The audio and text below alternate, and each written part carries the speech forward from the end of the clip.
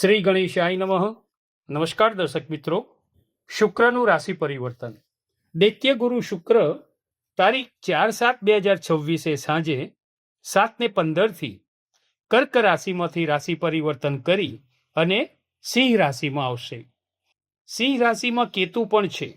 હવે આપણે જોઈએ કે શુક્ર શુભ ફળ હોય, તમારી જન્મ કુંડળીમાં શુક્ર શુભ ફળ આપતા હોય તો શું તમે અનુભવો, અને શુક્ર શુભ ન હોય તો તમે શું અનુભવો, અને શુભ ફળ ના મળતું હોય તો તમારે ઉપાય તરીકે શું કરવું એ વિશેની આપણે માહિતી જોઈએ. તો આપણે સૌપ્રથમ થોડી શુક્રની માહિતી લઈ લઈએ કે શુક્ર સારા હોય તો શું થાય. સૌપ્રથમ તો જોઈએ તો શુક્ર એ દૈત્ય ગુરુ એટલે દાનવોના ગુરુ છે, જ્યારે બૃહસ્પતિ જે છે ને એ દેવોના ગુરુ છે અને શુક્ર એ દાનવોના ગુરુ છે. શુક્રથી શું થાય? તમને પ્રાકૃતિક સૌંદર્ય, સુખ સંપત્તિ, ભૌતિક સુખાકારી, આ બધાય વસ્તુઓમાં તમને રુચિ રહે, આ બધાના કારક છે જો શુક્ર સારા હોય તો. અને શુક્રનું અધિપત્ય આમાં છે. બીજું આરોગ્ય પણ સારું રહે. જેનો શુક્ર સારો હોય એનું આરોગ્ય સારું રહે. ઘણું બધું સારું જોઈ શકાય. સૌ પ્રથમ તો શુક્ર એ ઘણીવાર આપણે કહીએ છીએ ભૌતિક સુખના કારક છે. ભૌતિક સુખ સારું મળે, કલા ક્ષેત્રે પણ સારું રહે, સંગીતના બધી વસ્તુઓમાં તમારે આગળ વધી શકો, કલાકાર બની શકો, કોઈ પણ વસ્તુ તમને જલ્દીથી આવડી શકે, મોજ શોખ સારું જીવનમાં તમે મેળવી શકો, જીવનસાથીનું સુખ પણ સારું મેળવી શકો અને તમે સારું જીવન જીવી શકો. તમને એમ લાગે કે બહુ લક્ઝરિયસ લાઈફ હું જીવી રહ્યો છું, આવું અનુભવાય ને તો સમજવું કે શુક્ર સારો છે. બીજું શું, તમને પરફ્યુમ, સેન્ટ આ બધું લગાવવાની ઈચ્છા થાય, બહુ સારી રીતે રહેવું ગમે, એક પ્રકારનું ઠાઠમાઠવાળું જીવન હોય ને એવું તમે સારા શુક્રથી અનુભવો અને તમે એ રીતે રહી શકો, જીવી શકો. પ્રભાવશાળી તમારું વ્યક્તિત્વ હોય, આખી ઓળખ આમ અલગ જ તળી આવે, એવું લાગે કે આ વ્યક્તિ કંઈક અલગ પ્રકારના છે. ઘણીવાર નથી થતું કે આ માણસ કંઈક અલગ જ પ્રકારના છે. કોઈ પણ વ્યક્તિની નજર પડે ને તો અજાણ્યો વ્યક્તિ પણ એક સમયે પ્રભાવિત થઈ જાય. આ પ્રભાવિત જે કરે છે ને એ સારો શુક્ર હોય ને, સારા શુક્ર હોય તો જ આવું બની શકે છે. તેમનું જીવન VIP જેવું લાગે, એવું લાગે કે આ જોરદાર કોઈ વ્યક્તિ છે. એની પર્સનાલિટી એવી હોય કે એ ઇમ્પોર્ટેડ ગાડીમાં ફરતા હોય, સ્ટાન્ડર્ડ મકાનમાં રહેતા હોય.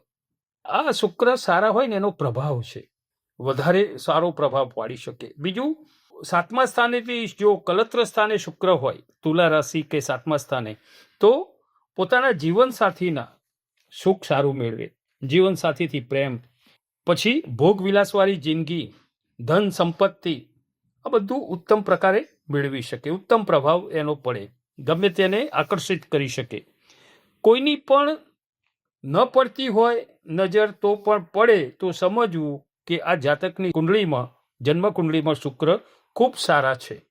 તમારી ઓફિસ, તમારું ઘર, તમને એવું લાગે કે મને બધું વ્યવસ્થિત જ ગોઠવેલું ગમે છે, આડું અવડું પડેલું હોય તો મને ગમતું નથી, તો સમજવું કે શુક્ર સારો છે કુંડળીમાં.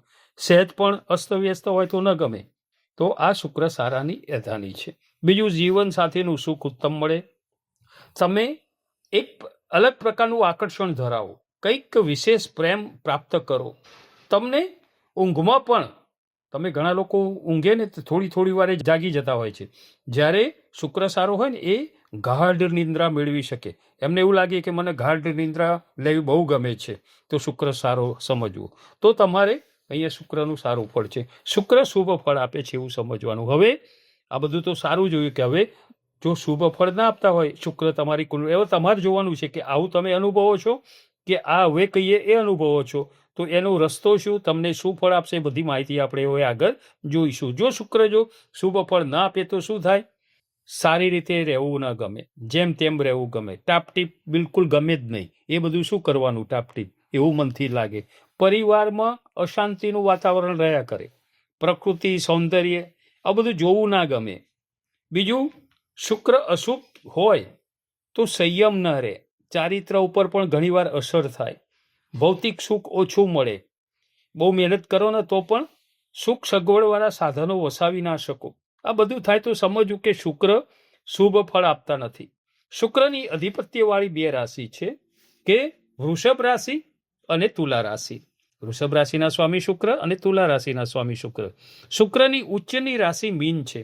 ગુરુની અધિપત્યવાળી મીન રાશિ જે હોય ને એમાં શુક્રનું અધિપત્ય છે, એમાં શુભ સારું ફળ આપે છે. જ્યારે કન્યા રાશિમાં શુક્ર નીચેના બને છે. શુક્રના મિત્ર ગ્રહ છે બુધ અને શનિ, જ્યારે શત્રુ ગ્રહ સૂર્ય, ચંદ્ર, ગુરુ આ બધા શત્રુ ગ્રહ છે. શુક્રની અસર તમે જુઓ તો ક્યાં સુધી એનું સારું ફળ મળે શુક્રનું? 25 વર્ષથી 28 વર્ષ સુધી આનો પ્રભાવ વધુ હોય છે, ઉત્તમ ફળ આપે છે શુક્ર. શુક્રનું સારું ફળ મેળવવું હોય તો 25 થી 28 વર્ષ સુધીમાં મળી શકે. નક્ષત્ર શુક્રના જોઈએ તો 3 છે: ભરણી, પૂર્વ ફાલ્ગુની અને પૂર્વાષાઢા. આ શુક્રના 3 નક્ષત્રો છે. શુક્ર એટલે પુરુષત્વ, બીજું પર્સનાલિટી, ભૌતિક સુખ, મોત્સવ, ભોગ, વિલાસ, દાંપત્ય જીવનમાં કલા ક્ષેત્રે બધી જ રીતે પ્રગતિ, આ બધું શુક્ર છે. લવ મેરેજના યોગ પણ છે ને શુક્રથી જોવાય છે. ઘણીવાર નહીં કુંડળી જોઈને કહી દે છે કે ઘણાને કીધેલું છે કે તમારા લવ મેરેજ થયેલા છે, બિલકુલ હા કે હા સાચી વાત છે. લવ મેરેજના યોગ પણ શુક્રથી જોવાય છે. અમુક વખતે કોઈ શુક્ર શુભ ગ્રહ સાથે ના હોય ને તો લવ મેરેજમાં પણ અમુક વખતે ભંગાણ પડે છે. અમુક વાર એક કરતાં વધુ વિવાહના યોગ પણ બને છે. આવું બધું શુભ શુક્ર ના હોય ત્યારે આવું બધું બનતું હોય છે. તો શુભ સ્વગૃહી હોય શુક્ર, 7મા સ્થાને હોય, આ બધું બનતું હોય, લવ મેરેજના યોગ બનતા હોય, ટૂંકમાં પસંદગીના પાત્ર સાથે લગ્ન યોગ બની શકે. આવું બધું જોવાય ને તો આપણે સમજવું કે જન્મના ગ્રહોની પણ અસર અહીંયા થતી તમે જોઈ શકો.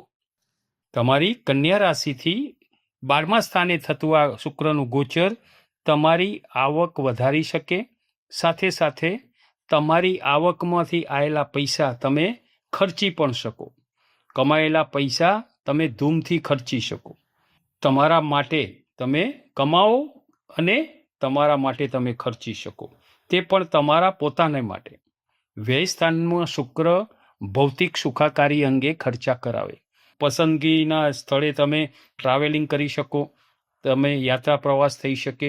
બીજું અહીંયા કેતુ પણ તમારી રાશિમાંથી 12મા સ્થાને છે અને સૂર્યની રાશિમાં છે, એટલે સૂર્ય કેતુથી અહીંયા ગ્રહણ યોગ પણ બને છે. અમુક સમયે અણધાર્યા ખર્ચ પણ થઈ શકે, આયોજન વગરના ખર્ચા થઈ શકે. આમ તો 12મા સ્થાનેથી થતું આ શુક્ર અને કેતુનું ગોચર એ ઉત્તમ ગણાય છે.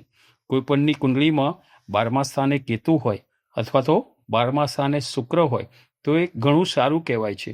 સૂર્યની સિંહ રાશિમાં આ કેતુ હોવાથી મેં કીધું ને ગ્રહણ છે, ગ્રહણ બને છે. એનું નિદાન તમારી જો કુંડલીમાં પણ ગ્રહણ યોગ હોય ને તો તમારે કોઈ વ્યક્તિને બતાવી અને સારું માર્ગદર્શન લઈ અને એનું નિવારણ કરાવવું જોઈએ. અમુક સમયે સાચી સલાહ લેવી જોઈએ, ખોટી રીતે ખર્ચા ન થાય એનું ધ્યાન રાખવું જોઈએ. અમુક સમયે દુનિયાદારીનું ભાન પણ આ સમય કરાવતો હોય છે. આમે તમારી કન્યા રાશિમાં શુક્ર નીચના બને છે. શુક્રની 7મી દ્રષ્ટિ 6ઠ્ઠા સ્થાનેથી રહેશે. અહીંયા 6ઠ્ઠું સ્થાન આગળ કીધું એ પ્રમાણે રોગ, ઋણ અને રીપુ એટલે શત્રુનું. અહીંયા તમારે શારીરિક સુખાકારી માટે ખાવા પીવામાં તકેદારી રાખવી જોઈએ, નિયમિત સમયે ભોજન લેવું જોઈએ, બહારનું ભોજન ટાળવું જોઈએ. અમુક લોકો તમારી પ્રગતિ જોઈ શકતા નથી, એના લીધે તમારા જ અંદર રહેલા તમારા જ વ્યક્તિઓ તમારા ગુપ્ત શત્રુ બની શકે છે. આથી તમારે એમને ઓળખવા પડશે. આવા લોકોથી તમારે સાવધ રહેવું પડશે. અને બીજું આકસ્મિક વધુ પડતા ખર્ચ થાય એનાથી ઋણ વધી શકશે અને ઋણના લીધે વધુ પડતા ઋણના લીધે તમારે લોન અથવા તો કોઈની આર્થિક સહાય મેળવવાના સમય આવી શકે. તો આ વધુ પડતા ખર્ચ ન થાય એની તમારે ધ્યાન રાખવું પડશે. અને જો તમારી જન્મકુંડળીમાં પણ શુક્ર શુભ ફળ ના આપતા હોય તો તમારે શું કરવાનું? તમારે શુક્રના બીજ મંત્રનો જાપ કરવાનો. બીજ મંત્ર છે ઓમ દ્રામ દ્રીમ દ્રોમ સહ શુક્રાય નમઃ. ફરીથી કહીએ ઓમ દ્રામ દ્રીમ દ્રોમ સહ શુક્રાય નમઃ. આ બીજ મંત્રનો જાપ કરવાથી શુક્રનું શુભ ફળ તમે મેળવી શકશો. તો આ હતું શુક્રનું સિંહ રાશિનું ગોચર તમારી કન્યા રાશિ માટે કેવું રહેશે એ વિશેની માહિતી. નમો નારાયણ.